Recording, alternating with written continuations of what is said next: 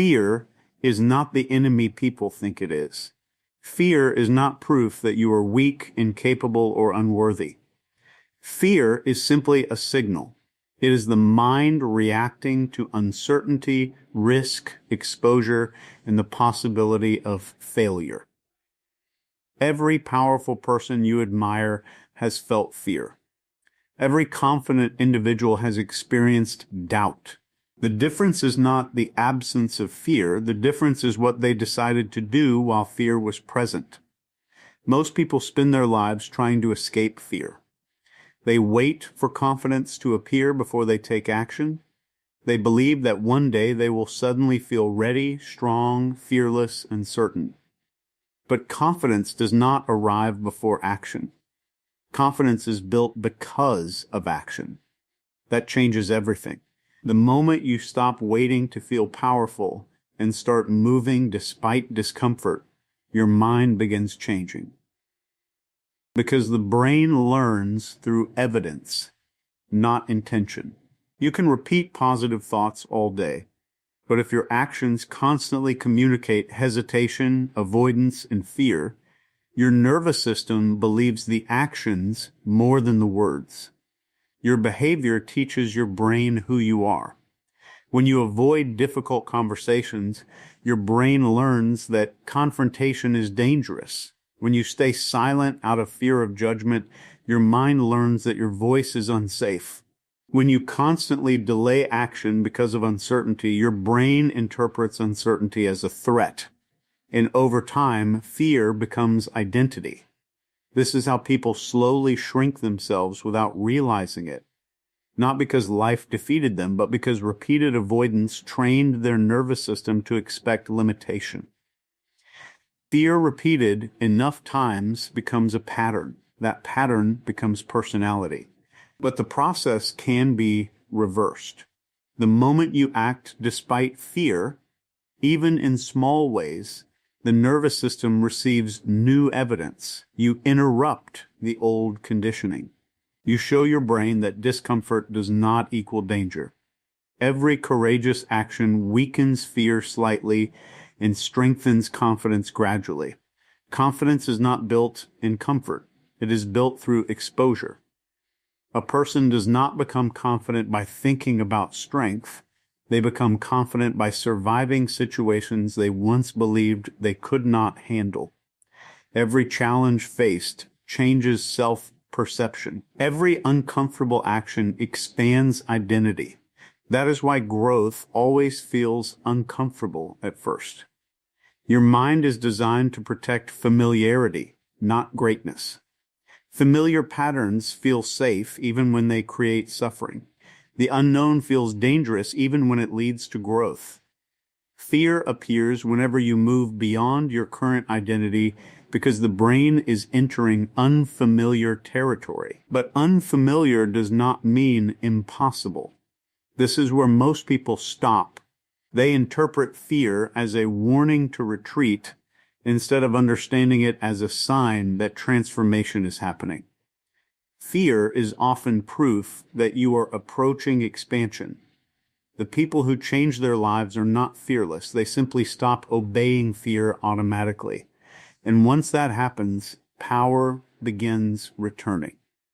Because confidence is deeply connected to self-trust.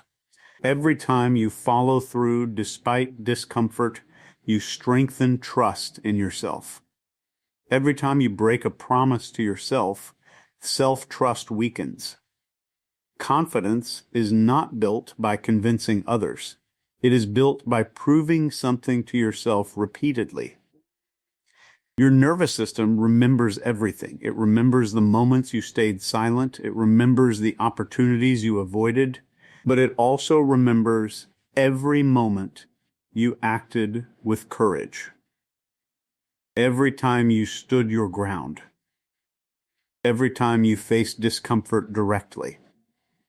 Every time you continued moving despite fear. Those moments become internal evidence, and internal evidence is stronger than temporary emotion. This is why disciplined action matters more than motivation. Motivation changes constantly. Fear changes constantly. Emotions rise and fall every day. But repeated action creates identity.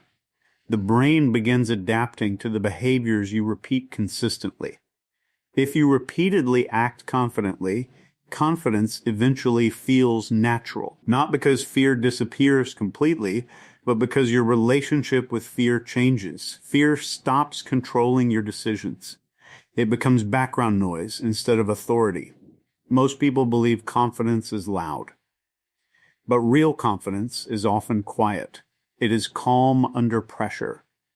It is emotional control during uncertainty. It is the ability to remain steady while fear exists internally. That kind of confidence cannot be faked because it was earned through experience. Power also comes from clarity. Fear thrives in confusion and overthinking. The longer the mind stays trapped in imagined scenarios, the stronger fear becomes. Action interrupts mental chaos. Movement creates clarity. Once you begin, the mind stops inventing endless possibilities and starts adapting to reality directly. This is why hesitation drains energy while action creates momentum. Your brain is constantly updating its understanding of who you are. Every action sends a signal. Every decision reinforces an identity. If your behavior consistently communicates courage, discipline, and resilience, your self-image changes automatically over time. Eventually, the version of you that once felt impossible becomes familiar. That is the real confidence reset. Not becoming someone completely different overnight, but slowly retraining your mind to stop identifying with fear and start identifying with strength. Step by step, action by action, decision by decision. Because the truth is this: fear will always speak, but power begins the moment fear is no longer the loudest voice in your life. Fear has been misunderstood by most people for most of their lives. They treat fear as proof that something is wrong with them. The moment fear appears, they assume they are weak, unprepared, incapable, or not confident enough. But fear is not evidence of weakness. Fear is simply the nervous system reacting to uncertainty, risk, and the unfamiliar. It is a built-in survival mechanism designed to protect you, not define you. The problem begins when people misinterpret fear. Instead of seeing it as a temporary signal, they turn it into identity. They say, "I'm not confident, I'm not brave, or I'm not ready." Over time, those labels become internal beliefs. The fear itself was never the real issue. The meaning attached to it became the problem. Every human being experiences fear. Fear appears before public speaking, difficult conversations, major decisions, new opportunities, and moments of vulnerability. It appears whenever the mind enters unfamiliar territory because the brain prefers predictability. Familiar patterns feel safe even when those patterns create frustration or limitation. The unknown feels threatening because the brain cannot fully predict the outcome. This is why fear often appears right before growth. The nervous system reacts strongly whenever you move beyond your current comfort zone. It interprets uncertainty as potential danger because survival mechanisms evolved to keep human beings cautious. Thousands of years ago, uncertainty could genuinely threaten survival. Today, the same nervous system still reacts intensely even when the danger is emotional rather than physical. Fear often exaggerates risk because the brain is designed to prioritize protection over expansion. It would rather keep you safe than help you grow. This creates a conflict inside many people. One part desires progress, purpose, confidence, and transformation. Another part wants certainty, familiarity, and emotional safety. The people who remain trapped in fear believe the feeling itself means they should stop. The people who become powerful understand something different. Fear is often a sign that they are approaching change. Think about the moments in life that create the most fear. Speaking honestly, taking responsibility, pursuing a dream, walking away from unhealthy situations, starting something new, standing alone. These moments feel frightening not because they are always dangerous, but because they require growth beyond familiar identity. Fear appears whenever identity is challenged. The mind becomes attached to patterns, even limiting ones. If someone has spent years avoiding attention, speaking confidently may feel terrifying. If someone has lived in self-doubt, stepping into leadership feels unnatural. The fear is not proof they are incapable. It is proof the nervous system is entering unfamiliar territory. This changes how fear should be viewed entirely. Fear is not a stop sign. It is information. It reveals where attachment, uncertainty, and growth opportunities exist. The strongest people in the world still experience fear, but they no longer interpret it as weakness. They recognize it as part of expansion. Another reason fear feels so overwhelming is because the mind constantly imagines future outcomes. It creates scenarios, predicts rejection, anticipates failure, and exaggerates consequences. The longer someone stays trapped in mental projection, the stronger fear becomes. The brain begins reacting to imagined experiences as though they are already real. This is why overthinking strengthens fear dramatically. The nervous system responds not only to reality, but also to repeated mental imagery.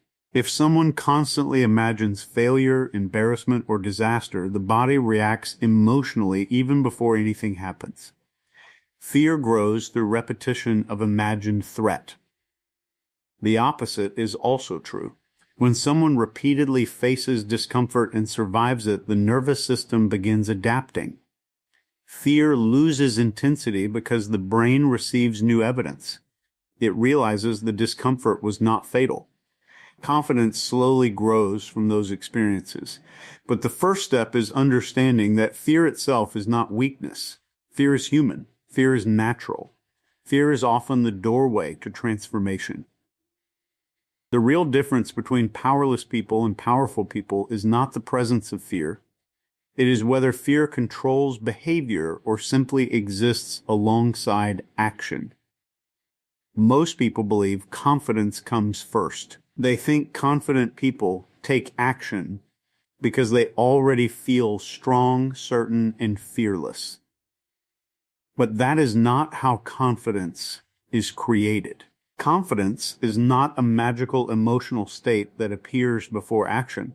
Confidence is built after action, through repeated experiences that teach the brain it can survive discomfort, uncertainty, and pressure. This misunderstanding keeps many people trapped for years. They wait to feel ready before they speak up, take risks, pursue goals, or step into opportunities. They assume confidence is something you must possess before moving forward, but waiting only strengthens hesitation because the brain interprets delay as confirmation that the situation is dangerous. The nervous system learns from behavior more than intention. A person can think positively all day, repeat motivational phrases, and imagine success constantly, but if their actions consistently communicate avoidance, hesitation, and fear, the brain trusts the actions more than the thoughts. Behavior becomes evidence. Every action sends a message to the nervous system about what is safe, possible, and familiar. If someone repeatedly avoids difficult situations, their brain learns that those situations must be threatening. The fear grows stronger because avoidance reinforces it. But when a person acts despite fear, even while uncomfortable, the brain receives completely different information. It learns that discomfort can be survived. This is how confidence begins. Confidence is essentially self-trust built through evidence. The brain starts believing in capability only after witnessing repeated proof. That proof comes from action, not from waiting.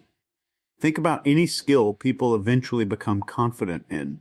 Public speaking, leadership, communication, fitness, business, creativity, social interaction. Confidence in these areas develops through repeated exposure and experience.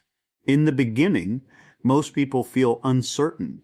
Their nervous system reacts strongly because the situation is unfamiliar. But every repetition weakens uncertainty slightly. Over time, what once felt intimidating starts feeling manageable. This process happens because the brain adapts to repeated experiences. Familiarity reduces threat perception. The more often you enter uncomfortable situations and survive them, the less threatening those situations appear to the nervous system.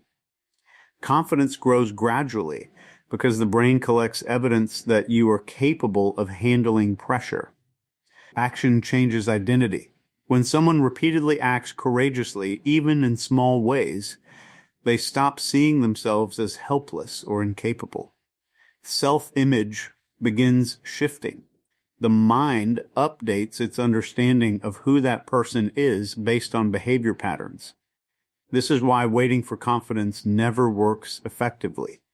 Confidence is not the starting point, it is the result of consistent, courageous behavior.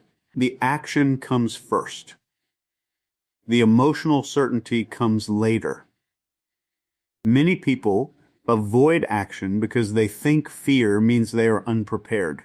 But fear is often simply the nervous system reacting to unfamiliarity.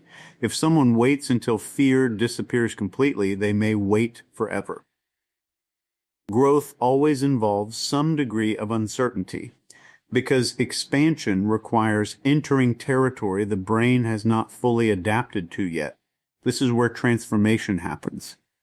Every time you move despite fear, your nervous system becomes slightly stronger. Every time you follow through under pressure, self-trust increases. Every time you survive discomfort, the brain updates its beliefs about your capabilities. This is also why small actions matter so much. Confidence does not suddenly appear through one massive breakthrough. It is built gradually through repeated moments of follow-through. Small acts of courage, repeated consistently, create enormous psychological change over time. A person who speaks honestly despite nervousness builds confidence. A person who continues practicing despite failure builds confidence. A person who keeps showing up despite doubt builds confidence. The key is repetition of action, not perfection of emotion. The nervous system responds to experience. When action becomes consistent, fear begins losing authority. The brain starts expecting movement instead of hesitation. Situations that once created intense anxiety become familiar enough to handle calmly. This does not mean fear disappears entirely, but confidence grows stronger than fear. Another important shift happens internally. Once people stop depending on emotional readiness, they become more disciplined. They realize they do not need to feel powerful before taking action. They simply need to move. That realization changes everything because emotions become less controlling. Instead of asking, "Do I feel confident enough?" the question becomes, "Am I willing to act despite uncertainty?" That mindset creates momentum. Action creates evidence. Evidence creates self-trust. Self-trust creates confidence. And confidence built through experience becomes stable because it is rooted in reality, not temporary emotion. In the end, confidence is not something granted to certain people naturally. It is built by ordinary individuals who repeatedly choose movement over hesitation until the brain finally recognizes their strength. Avoidance feels safe in the moment, which is why so many people fall into it without realizing the long-term cost.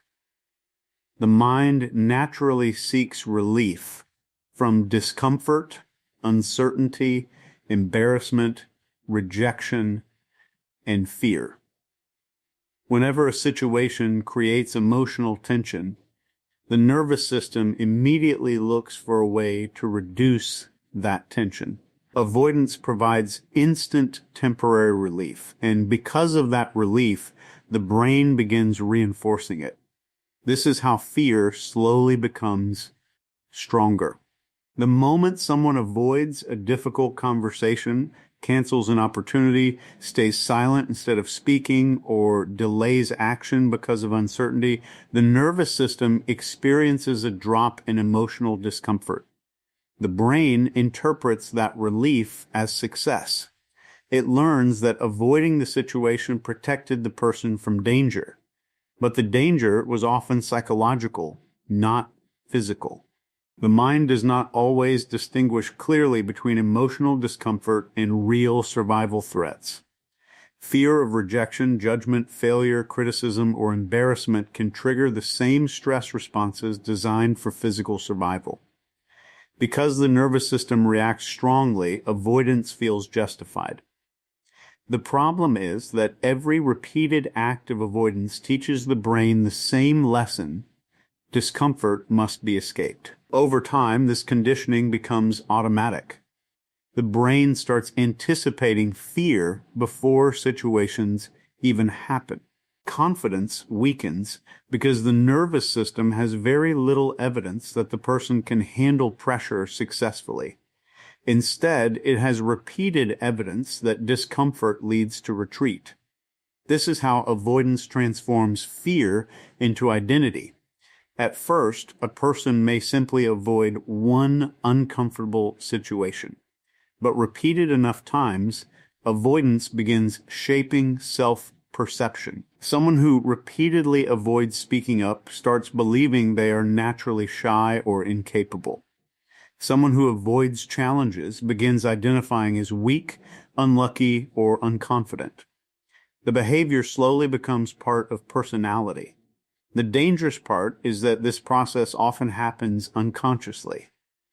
People rarely notice that small, repeated acts of hesitation are reshaping their identity over time. They think they are protecting themselves, but they are actually training their nervous system to expect limitation. Every avoided experience reduces familiarity with discomfort, which makes future discomfort feel even more threatening. The comfort zone slowly shrinks. This is why avoidance creates long-term suffering, even though it provides short-term relief. The more someone avoids fear, the more sensitive they become to it. Situations that were once manageable begin creating stronger anxiety because the nervous system has lost exposure and resilience. The brain adapts to what is repeated consistently. If courage is repeated, courage grows. If avoidance is repeated, fear grows. The nervous system becomes conditioned by behavior patterns. What you repeatedly do eventually feels natural, whether it strengthens or weakens you. Avoidance also damages self-trust. Deep inside, people know when they are abandoning themselves. Every time someone breaks a promise to themselves, stays silent out of fear, or retreats from something meaningful, part of the mind registers it. Over time, this creates internal disappointment and self-doubt. Confidence weakens because self-trust weakens. A person cannot feel genuinely powerful while constantly proving to themselves that fear controls their behavior. Even if they appear functional externally, internally they begin questioning their own strength. This creates a cycle.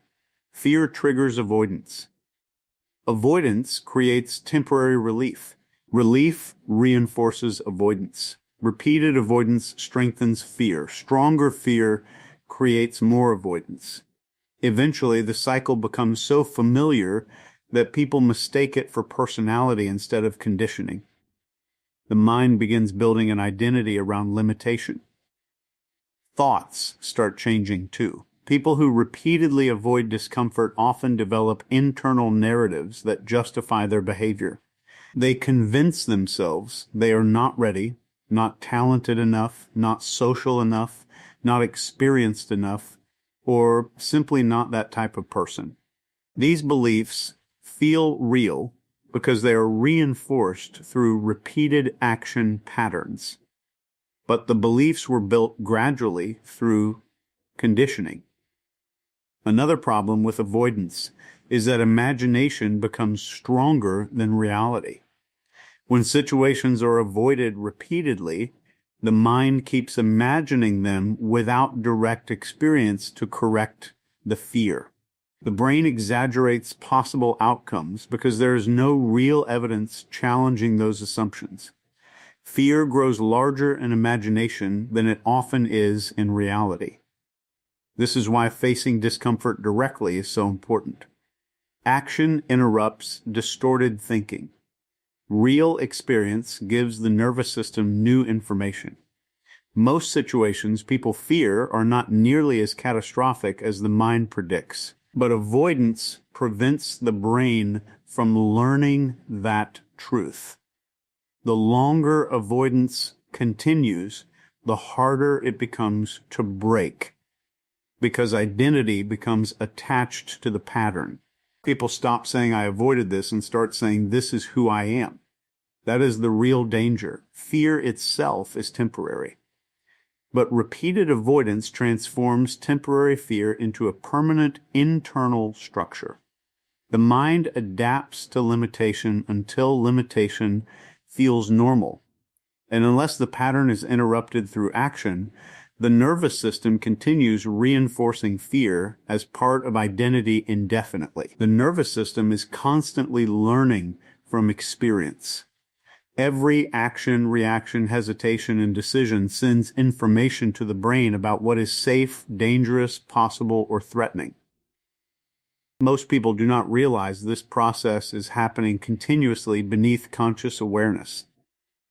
They assume confidence, courage, and emotional strength are personality traits people either have or do not have. But the nervous system does not work that way. It adapts according to repeated experiences. This is why courage has such transformative power. Every time a person acts despite fear, discomfort, uncertainty, or emotional resistance, the nervous system receives new evidence. That evidence slowly changes how the brain interprets future situations. The person is no longer operating only from imagination or fear-based prediction. They are operating from lived experience. The brain trusts experience deeply.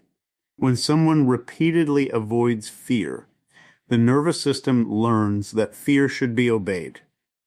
But when someone repeatedly moves through fear and survives, the brain begins learning a completely different lesson. Discomfort is manageable. This is how courage rewires the nervous system over time. The process is gradual, not instant. At first, courageous action feels extremely uncomfortable because the brain is stepping outside familiar conditioning. The nervous system reacts strongly whenever familiar patterns are challenged. Heart rate increases, muscles tense, thoughts race, and emotional resistance rises. The body interprets unfamiliar exposure as potential danger because it has not adapted to the situation yet.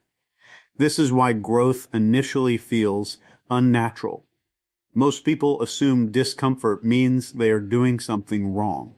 In reality, discomfort is often proof that the nervous system is encountering something new. The brain prefers familiar patterns because familiarity feels safe. Even limiting behaviors can feel comfortable simply because they are known. Courage interrupts this pattern. The moment someone acts despite fear, they challenge the nervous system's previous assumptions. They create a contradiction between what the brain predicted and what actually happened. If the feared outcome does not destroy them, the nervous system begins recalibrating. This is how fear weakens gradually. The brain constantly updates its understanding of reality based on evidence. If someone repeatedly survives difficult conversations, public speaking, rejection, failure, uncertainty, or pressure, the nervous system slowly stops treating those experiences as extreme threats. Emotional intensity decreases because the brain becomes familiar with the experience. Familiarity changes everything. What once created panic eventually creates manageable discomfort. What once felt impossible begins feeling normal. Courage, repeated, consistently transforms the nervous system's relationship with fear itself. This is why exposure is so powerful psychologically. The nervous system cannot permanently learn safety through thinking alone. It learns through direct experience. A person may intellectually understand that something is not dangerous, but until the nervous system experiences it repeatedly, fear often remains active. Action creates the evidence the brain needs. Every courageous decision strengthens self-trust as well. Self-trust develops when actions align with intention despite emotional resistance. Each time someone follows through under pressure, they send themselves a message: I can handle discomfort. I can survive uncertainty. I do not need fear to disappear before I move. Those experiences accumulate internally. Over time, the nervous system begins expecting resilience instead of collapse. The brain becomes less reactive because it has evidence that the person can adapt under pressure. Emotional recovery becomes faster. Fear no longer dominates attention as intensely because the system has learned that action is possible even when fear exists. Courage also changes identity. Repeated courageous behavior slowly reshapes self-image. A person who consistently acts despite fear stops identifying as helpless or incapable. They begin viewing themselves as someone who can endure discomfort and continue moving forward. Identity follows repeated behavior. This transformation often feels subtle at first. Small moments of courage may not seem dramatic individually, but repeated over time, they create major psychological shifts. Every difficult conversation faced, every uncomfortable action completed, every moment of resilience contributes to nervous system rewiring. The opposite is also true. If courage is never practiced, the nervous system becomes increasingly sensitive to discomfort. Fear intensifies because the brain lacks evidence of capability. The person becomes more reactive, more hesitant, and more controlled by emotional resistance. This is why courageous action must happen before confidence fully appears. Waiting for fear to disappear completely often leads nowhere because the nervous system changes through exposure, not avoidance. Courage comes first. Adaptation follows afterward. Eventually, something profound happens. Fear may still exist, but it no longer controls behavior automatically. The nervous system becomes more stable under pressure. Emotional reactions lose some of their intensity. The person develops calmness not because life became easier, but because repeated courageous experiences train the system to handle difficulty differently. That is the real power of courage. It does not eliminate fear, completely. It teaches the nervous system that fear can exist without controlling identity, decisions, or direction. And once the brain learns that lesson deeply enough, personal power begins replacing emotional limitation.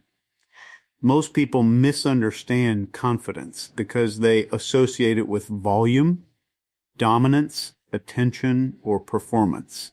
They think confident people are always loud, charismatic, fearless, and constantly proving themselves to the world.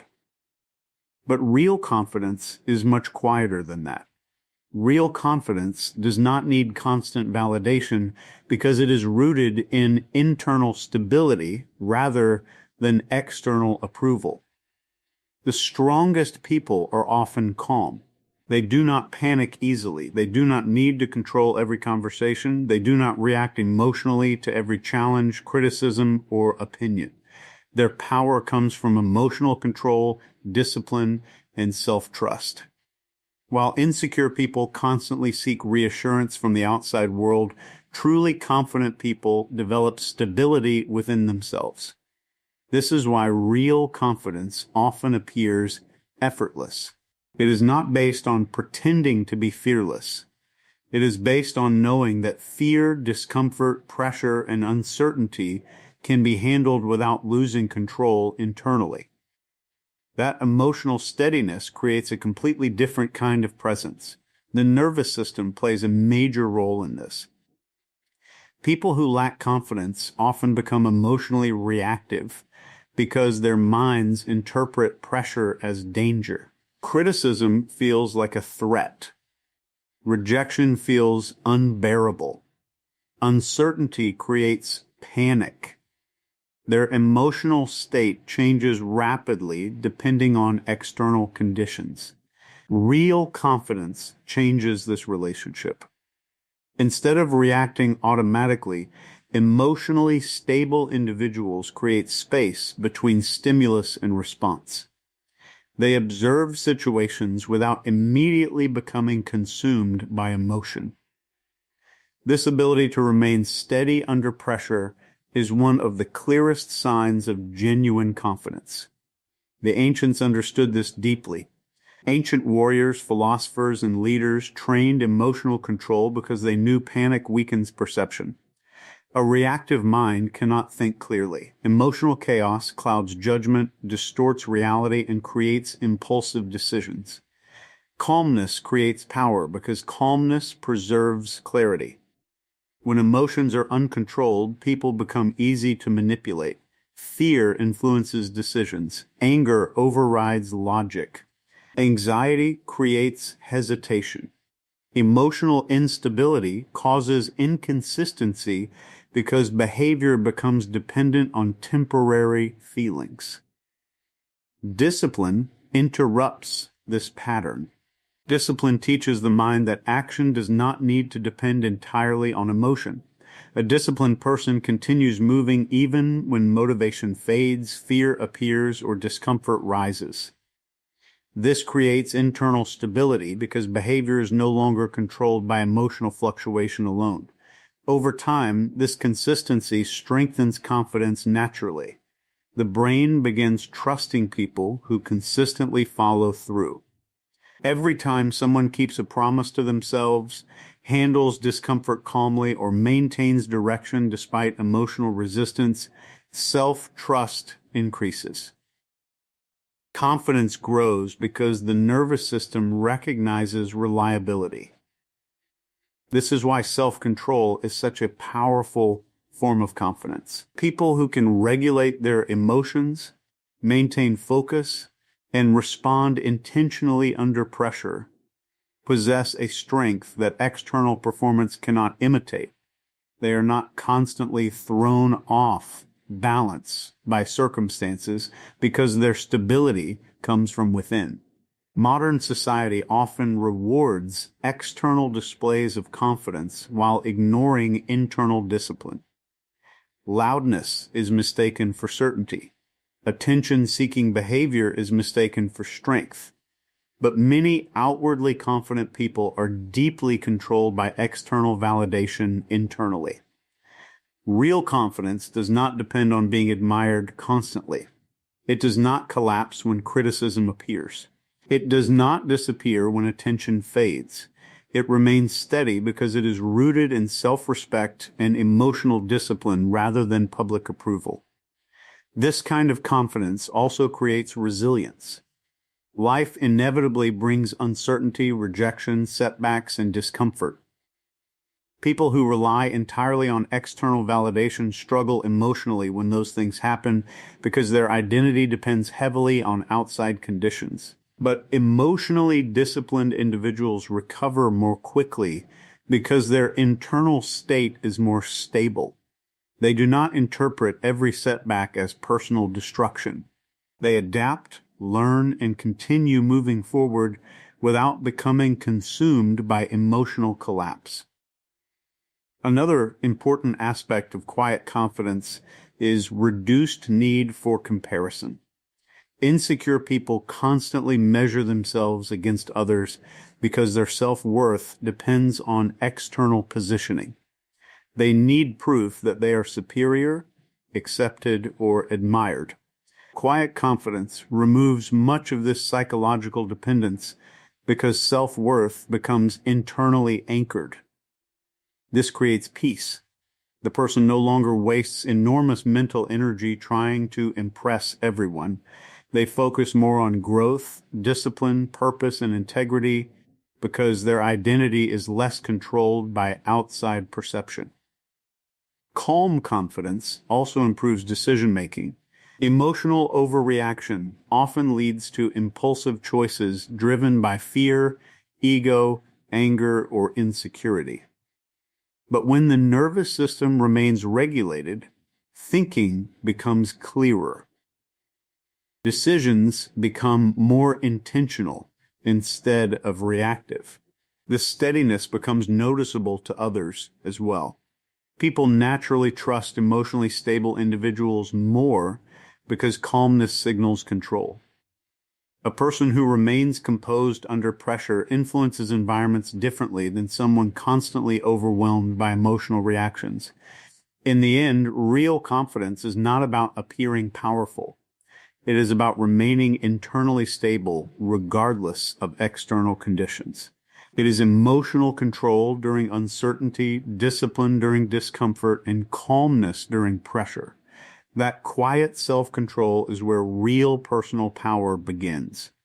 Most people think identity is fixed. They believe confidence, fear, discipline, weakness, courage, and self-worth are permanent personality traits people are simply born with. But identity is far more flexible than most realize. The human mind constantly adapts to repeated behavior. What you repeatedly do eventually shapes how you see yourself, how your nervous system responds to challenges, and how your life unfolds over time. This means identity is not created only by thoughts. It is created by patterns. Every action sends information to the brain about who you are. Every repeated behavior reinforces a version of self.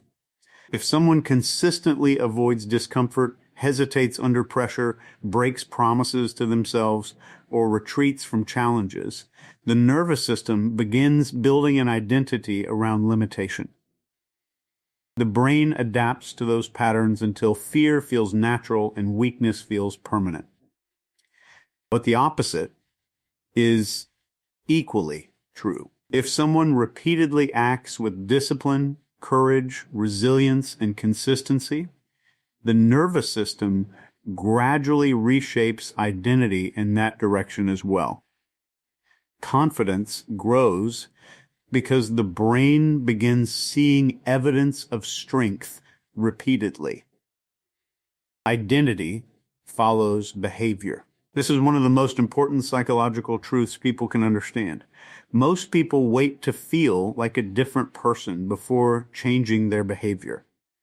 But transformation works in reverse. Behavior changes first. Identity changes afterward. The brain updates self-perception based on repeated action patterns, not temporary emotional states. This is why consistency matters more than intensity. One powerful motivational moment may create temporary excitement, but lasting transformation comes from repeated behavior over time. Small, consistent actions reshape the nervous system more effectively than occasional emotional bursts. Every repeated action becomes a vote for a certain identity. When someone wakes up early repeatedly, discipline strengthens. When they continue despite discomfort, resilience strengthens. When they speak honestly despite fear, courage strengthens. The nervous system adapts to whatever patterns are practiced consistently. This process happens slowly but powerfully. At first, new behaviors feel unnatural because the mind is attached to familiar identity. Someone who has lived with self-doubt for years may feel uncomfortable acting confidently. A person trapped in fear may feel resistance when stepping into discomfort. The brain interprets unfamiliar behavior as strange because it conflicts with existing conditioning. But repetition changes familiarity. The more often a behavior is repeated, the more natural it becomes. What once felt uncomfortable slowly becomes normal because the nervous system adapts through exposure and consistency. This is how identity evolves over time. People often underestimate how deeply behavior influences self-image. Every time someone follows through on a difficult task, they strengthen trust in themselves. Every time they remain disciplined, despite emotional resistance, they prove capability internally. Every act of resilience becomes evidence the brain remembers. Evidence changes identity. This is why repeated excuses weaken confidence so dramatically. The brain notices inconsistency. It notices avoidance. It notices when fear controls decisions repeatedly. Over time, those patterns create internal narratives such as I'm weak, I can't handle pressure, or I never follow through. But those beliefs are not permanent truths. They are reflections of repeated behavior patterns. The moment behavior changes consistently, the brain begins updating those beliefs. This is also why discipline is so powerful psychologically.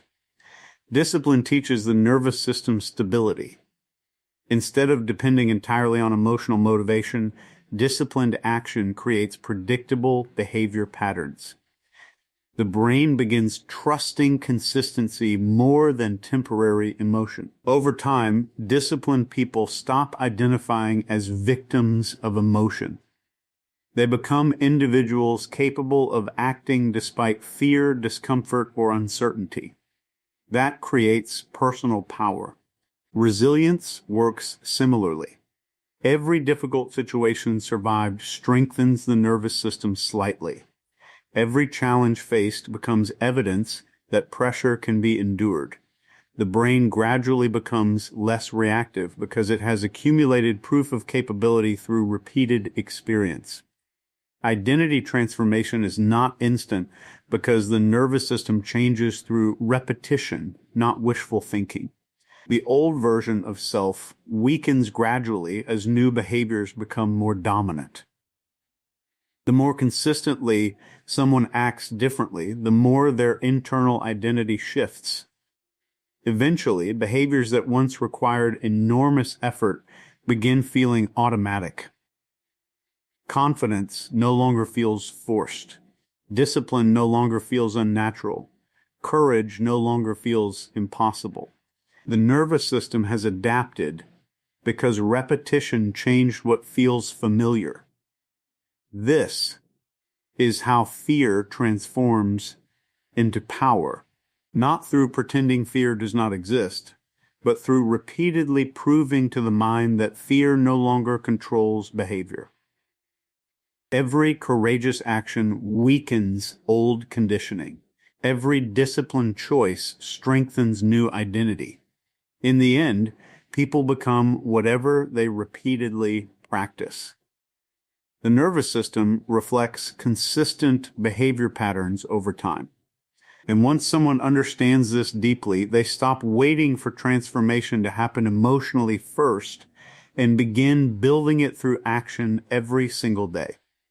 In the end, everything comes back to one simple truth. You are not shaped by one moment, one emotion, or one thought. You are shaped by patterns. Fear is not your identity. Avoidance is not your destiny. And doubt is not who you are. These are just temporary signals that have been repeated, reinforced, or misunderstood over time. What the mind repeats, it becomes familiar with. What becomes familiar starts to feel like identity. And what feels like identity begins to control behavior. But nothing about that process is permanent unless it is continuously reinforced. The same system that built fear can also rebuild confidence. The same nervous system that learned hesitation can learn courage. The same mind that adapted to limitation can adapt to power. Confidence was never meant to appear before action. It is built through action. Fear was never meant to control decisions. It is meant to be observed and moved through. Identity was never fixed. It is shaped every day by what you repeatedly choose to do, especially when it is uncomfortable. Every time you act despite fear, you interrupt an old pattern. Every time you follow through instead of avoiding, you weaken hesitation. Every time you stay steady under pressure, you strengthen emotional control. And every time you repeat disciplined behavior, you slowly rewire how your nervous system defines you. This is how transformation actually happens. At some point, fear stops being the authority in your life, not because it disappears completely, but because it no longer defines your direction. You begin to act from strength instead of reaction. You begin to trust yourself instead of questioning yourself. You begin to move forward even when uncertainty exists. That is the real reset. Not becoming someone new overnight, but gradually stepping out of the identity built by fear and into the identity built by action, discipline, and awareness. And once that shift begins, there is no going back to the same limitations in the same way again.